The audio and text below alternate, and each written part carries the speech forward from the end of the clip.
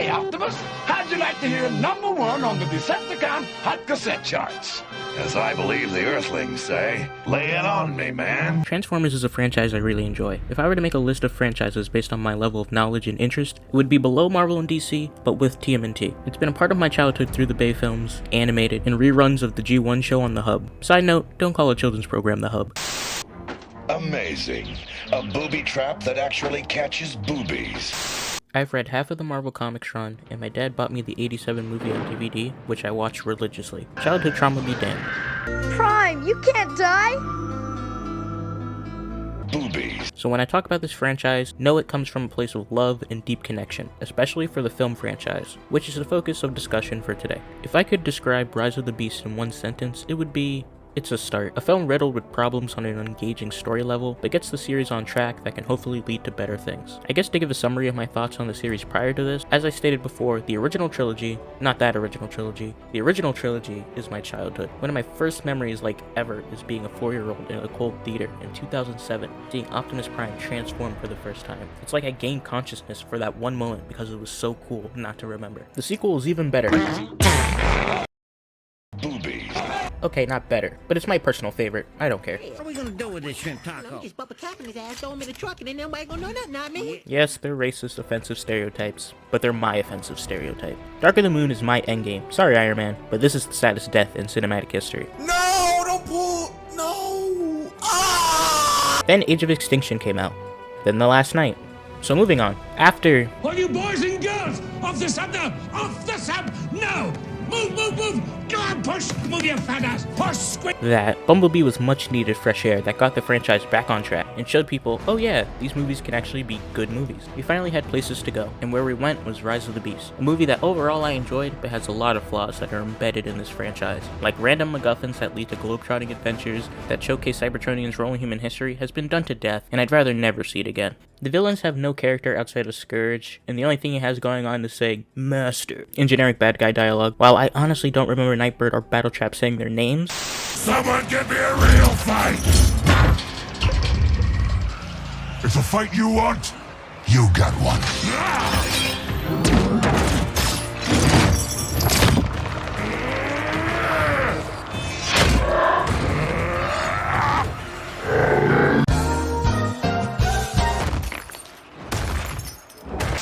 the Maximals, despite being the main draw of the title, don't do much and honestly are quite forgettable outside of Primal. The true highlight of the film is Mirage, Noah, and Optimus to an extent. Noah is easily one of the better human characters in the series, and Mirage is the first Autobot besides Prime and B to get a personality. Optimus is sadly reduced to the yelling, angry action hero that goes against everything Cullen wanted Prime to be, but at least they try to make it work in the story, and my monkey brain can't help but get hyped when Bossbot says something badass. Prime, what the hell are you doing?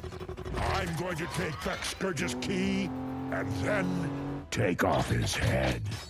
My brother Larry, a captain in the Marine Corps, had returned from Vietnam. He was a decorated Marine, and the Bronze Star with V and a couple of Purple Hearts.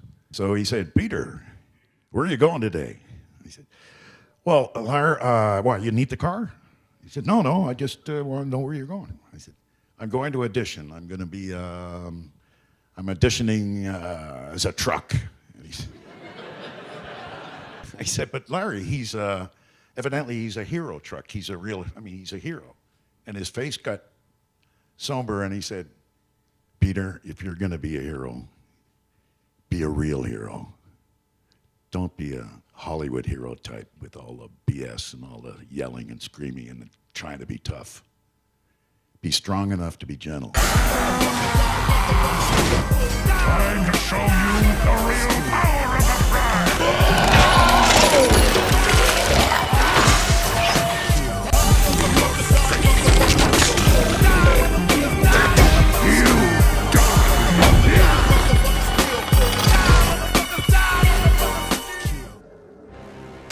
It's dumb and fairly hollow in themes and structure, but it's giant robots fighting, and that's really all I need. A 7 out of 10 for me. Now with this installment came the tease of many possible sequels, and in this video I wanted to kind of pitch some of the ideas I'd love to see, and with the ideas that will likely happen from their teases. Let's get started. Autobots wage their battle to destroy the evil forces of the Decepticons. What made Rise of the Beast different, aside from its utilization of the Beast cast, was the Decepticons, and importantly Megatron, weren't the villains nor referenced in the film. While I'm all for other villains of the TF franchise, it feels weird for the first big Transformers film in your semi-reboot to just not have them at all. Honestly, that's all I wanted. After Bumblebee, I was excited for a simple, small-scale G1-esque story where the Autobots fight the Decepticons over Energon, but they mashed Beast Wars and Unicron together into a mess that didn't satisfy either plot. So how about we get back to basics as an intermission between the bigger Unicron endgame and some good old Decepticon mayhem and fun. Finally, we could get as treacherous as he is coward as Starscream. Skylo, Thundercracker, grab him! Soundwave, bombshell, activate the cage! You can't keep me in here, Megatron! Loyal vocoder Soundwave with his several cassette pals. Wait! The Constructicons form Devastator, the most powerful robot! We should rule! Soundwave superior, Constructicons inferior. In Shockwave, I'll get back to him. Megatron not being seen yet, his threat and danger can be built up. Imagine an animated like Megatron with a calm and soothing voice and demeanor. It's the word of Megatron!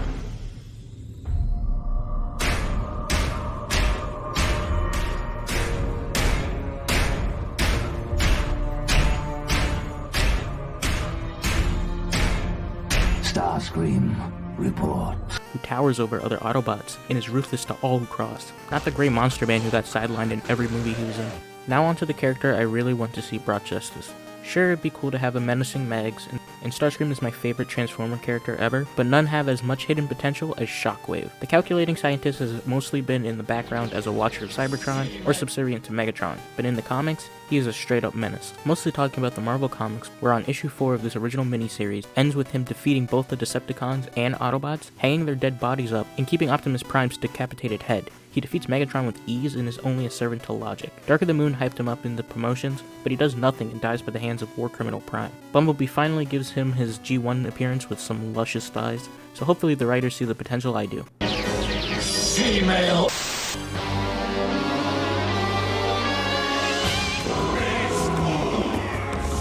The title says it all. Beast Wars is one of the most liked corners of the series, and it would be great to see people like Megatron, Optimus Primal, and Dinobot's story on the big screen.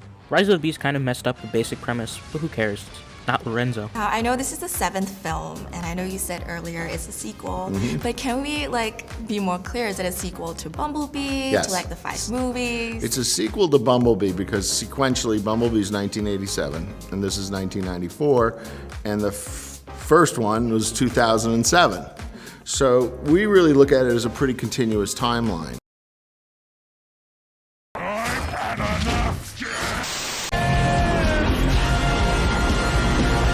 Metroplex heeds the call of the last Prime. The film they announced that I'm super excited for is Transformers 1, which will go back to the early days of the Autobot Decepticons homeworld of Cybertron, where we see the origins of Orion Pax, Megatron, and Elita 1, and a bunch of other characters. But based on Paramount's past usage of the characters, they won't use this concept to its full potential. Transformers has lore to the level of Star Wars, and the exact same amount of distinct characters with battles on the scale of the MCU. We can see Megatron's rise from Gladiator to Liberator and Speaker, announcing the caste system, the corrupt Cybertronian Council, and a fall to a vicious galactic tyrant who seeks peace through tyranny, akin to Anakin Skywalker in the prequels. I have brought peace, freedom, justice, and security to my new empire. Your new empire? Don't make me kill you.